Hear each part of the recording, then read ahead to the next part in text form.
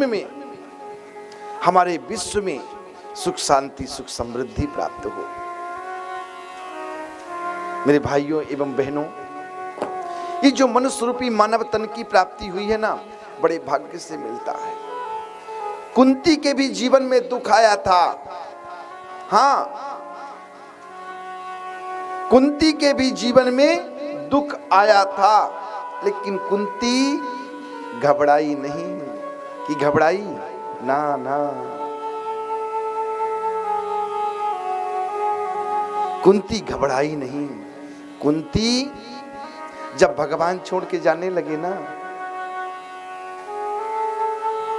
कि कुंती जाओ ना तुम राज्य महल में, बोले क्यों नहीं, मैं महल में तो जाऊंगी लेकिन आप मुझे नहीं मिलेंगे।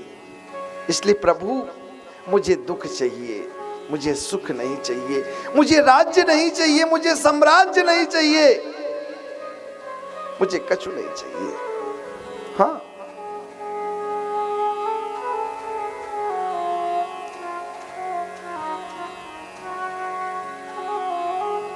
घबराई नहीं, पीछे नहीं भागी। स्वयं जो 5 पांडव थे, द्रौपदी के 5 पुत्र को मार दिया गया, लेकिन फिर भी द्रौपदी ने क्या किया? क्या किया? अश्वत्थामा को माफ कर दिया। जब महाभारत का युद्ध संपन्न हुआ तो महाभारत की युद्ध में कितने लोग बचे थे? सुखदेव महाराज राजा परीक्षित को कथा में श्रवण करा रहे हैं कि राजन्य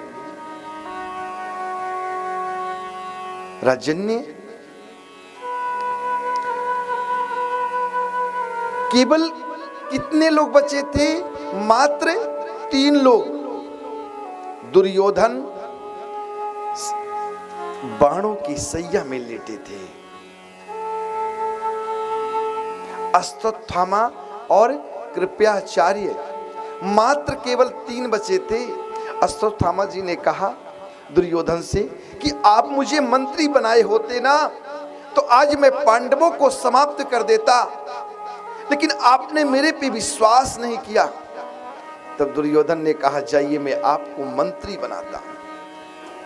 वो जो 5 पांडव हैं, 5 पांडव का सर जो है आप काट करके मेरे पास लाइए, आपको मैं मंत्री बना रहा हूं।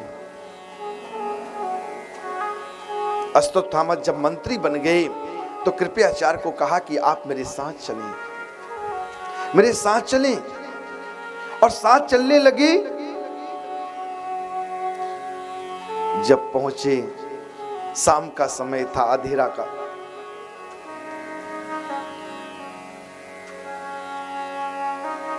स्वयं भगवान भोजन किए, 5 पांडव भोजन किए, बच्चों ने सभी ने भोजन ग्रहण किया। करने के बाद 5 पांडव भगवान सब चल पड़े।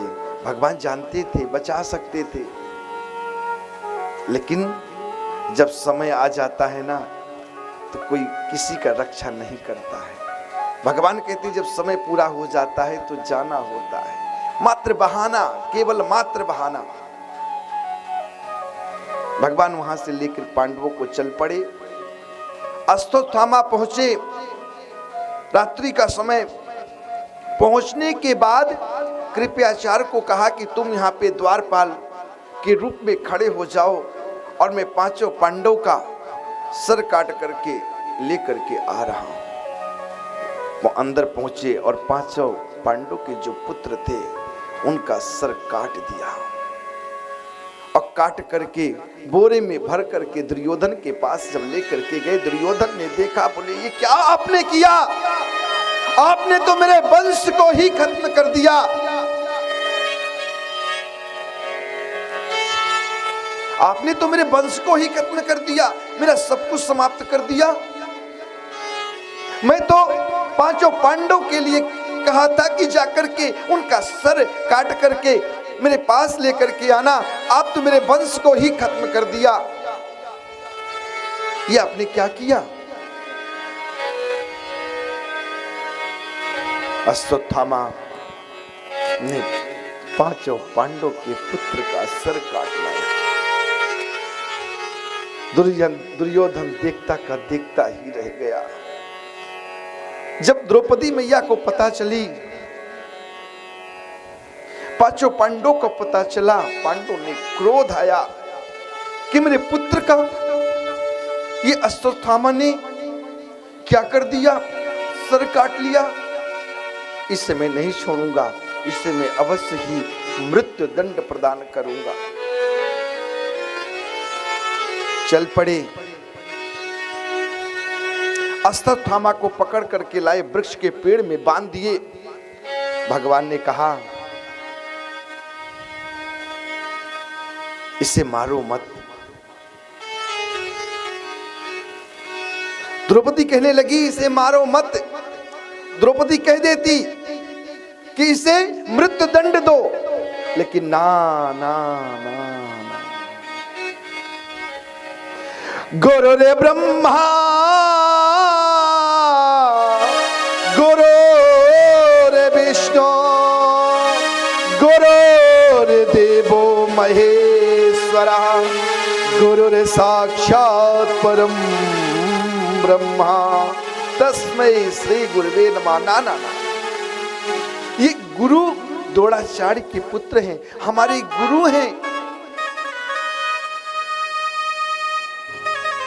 क्योंकि गुरु तो भगवान का रूप होता है, क्योंकि गुरु का पुत्र वो भी मेरा भगवान है, सच्चिदानंद है।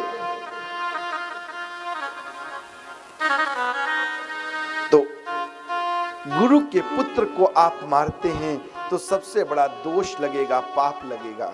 इसलिए ना ना, इसे मृत्यु दंड ना प्रदान करें। कहीं इसे मृत्यु दंड आप देंगे और कहीं इसकी मृत्यु हो गई अश्वत्थामा की, तो हमारे ऊपर सबसे बड़ा पाप लगेगा। इस पाप का मैं सहन नहीं कर पाऊंगा, इसलिए ना, इसे मृत्यु दंड ना दें, इसे मृत्यु दंड ना प्रदान करें, इसे क्षमा कर देना, इसे क्षमा कर दें। भगवान ने कहा इसे मारो या ना मारो। तो प्रभु क्या करें? इसका ऐसा अपमान कर दो। कहते ना कि ब्राह्मण का अपमान हो जाता है ना, कोई कुछ कह देना तो ब्राह्मण वही लज्जित हो जाता है। तो अश्वत्थामा का क्या निकाल लिए? मणि, और मणि निकाल करके वहां से भगा दिए। और मणि निकालने के बाद जब उसे वहां से भगा दिए, तो जब मणि निकाले और वहां से जब भगाए, तो अश्वत्थामा ने ब्रह्म अस्त्र छोड़ने चला। अभिमन्यु की पत्नी का क्या नाम था? उत्तरा। हाँ, और उत्तरा पे क्या छोड़ने चले कि आज मैं इसके पुत्र को, पांडवों के पुत्र को मैं मृत्यु दंड प्रदान करूंगा, क्योंकि ये मेरा अपमान किए हैं, मेरा मणि छीन लिए हैं। इसलिए इसका जो है मैं क्या करूंगा? अपमान करूंगा, इससे मैं दंड दूंगा। तो जब ब्रह्म अस्त्र छोड़ने चले तो कहते हैं कि मेरे ठाकुर जी इतने निराले हैं, इतने प्रेमी हैं कि जो परम भक्त होता है, जो परम भक्त होता है ना, तो भगवान कहते हैं कि अपने भक्त की रक्षा करने के लिए हम स्वयं प्रकट हो जाते हैं। स्वयं भगवान का सुदर्शन चक्र प्रकट हो गया। और जब सुदर्शन चक्र प्रकट हुआ तो किसी ने मार नहीं पाया, स्वयं भगवान रक्षा की। और उत्तरा के गर्भे, तुम गर्भ से किसका जन्म हुआ? राजा परीक्षित का जन्म हुआ। राजा परीक्षित का जन्म हुआ। और राजा परीक्षित किसके पुत्र कहलाए? उत्तरा के। वही राजा परीक्षित कलियुग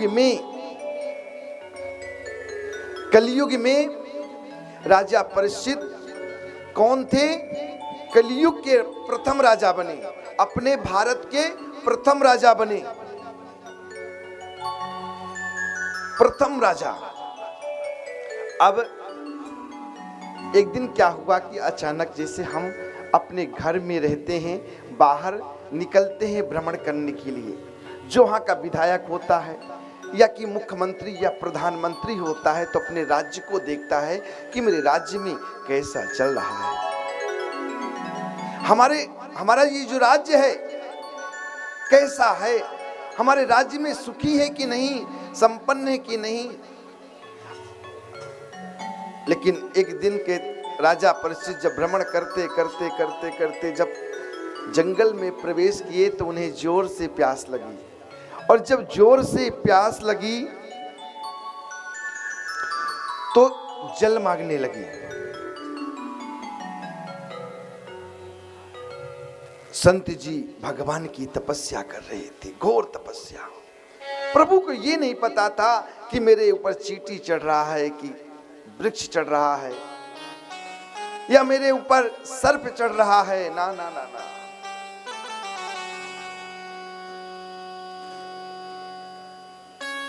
मरा हुआ सर्प पड़ा था, उस सर्प को उठाए राजा परीक्षित संत के गले में डाल दिए, और जब संत महाराज के गले में डाल दिए, जब उनके पुत्र को पता चला तो पुत्र ने श्राप दिया कि जा, तुझे यही सर्प तक्षक बन के डसेगा और तेरी मृत्यु हो जाएगी। जब व्यक्ति की मानसिकता बिगड़ती है ना, जब ग्रह बैठता है ना, तो ये समझ लीजिए कि उस भक्त का जीवन में शनि लग गया।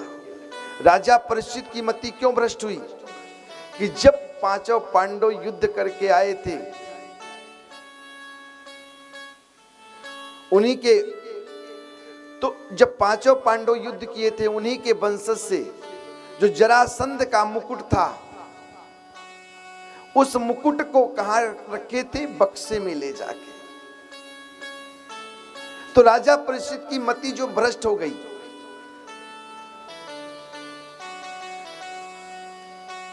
तो राजा परीक्षित कौन थे? राजा परीक्षित उत्तरा के पुत्र थे। राजा परीक्षित एक दिन क्या हुआ कि भ्रमण करते करते कहां पहुंच गए? अपने शहर में भ्रमण करने लगे। तो अब देखिए राजा परीक्षित की मति कैसे भ्रष्ट हुई और सर्प कैसे गले में पहनाए। किम कारणम, इसका क्या कारण है? बड़ी सुंदर कथा है, इस कथा को आप श्रवण करेंगे।